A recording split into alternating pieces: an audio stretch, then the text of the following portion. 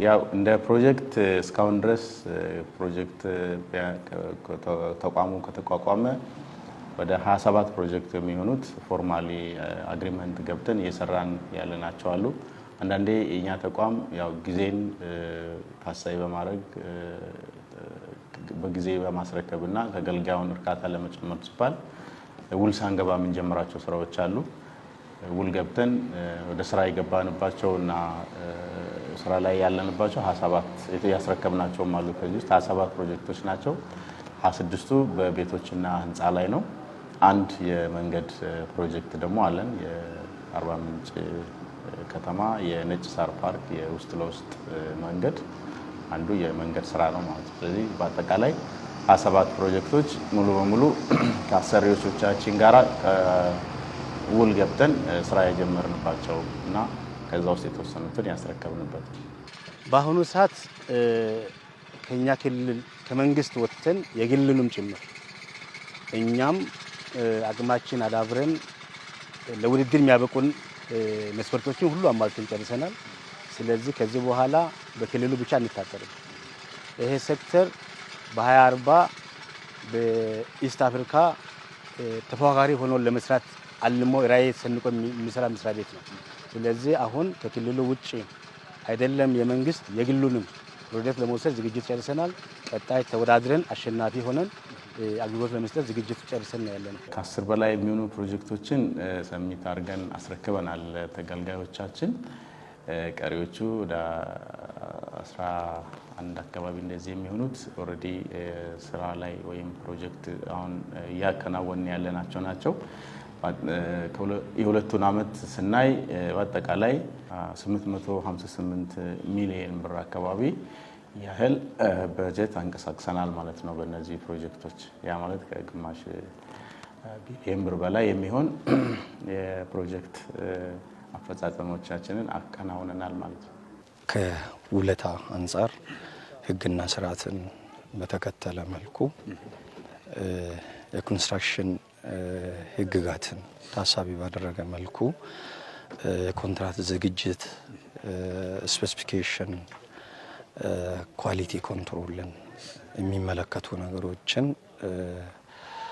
ከሙያ አንጻር ያሉትን ነገሮች ይሰራል እና ምህንድስና አቅምን ለማሳደግ ቶታሊ ያሉት ስራዎችን በተለይ ቅድም እንደገለጽኩት ኳሊቲ በኩል ላይ ኮምፕሮማይዝ ሳናደርግ ስራዎችን በጊዜ በጥራት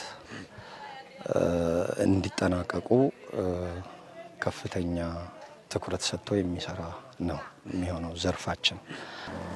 አፈጻጸማችን ጥሩ ነው።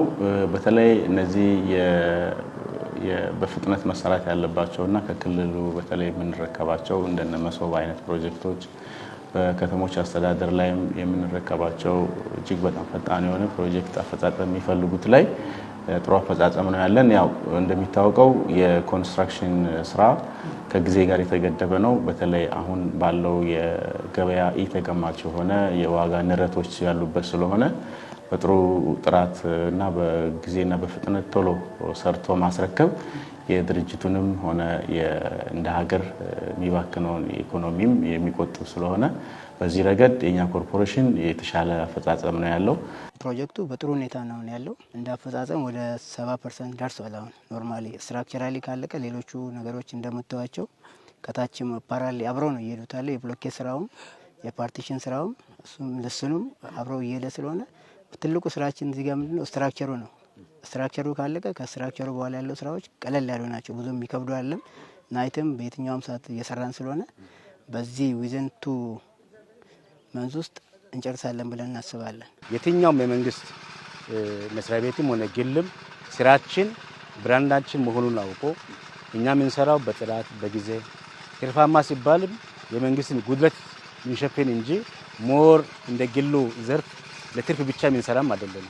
ስለዚህ በየትኛውም ኮንትራት አስተዳደር ሜጀርመንት እኛ በትክክል ሰርተን ማስረከብ የምንችል መሆኑን አውቆ የትኛውም በህጋዊ መንገድ ተወዳድረንም በቁርጥ ዋጋም ስራ እንዲሰጡንና ሰርተን ማስረከብ የምንችል መሆኑን ለማረጋገጥ ወዳለሁ። ሰራተኞችን በህብረት ስራ በኩል በሸማቾች አደራጅተን ሸማቾች አቋቁመናል።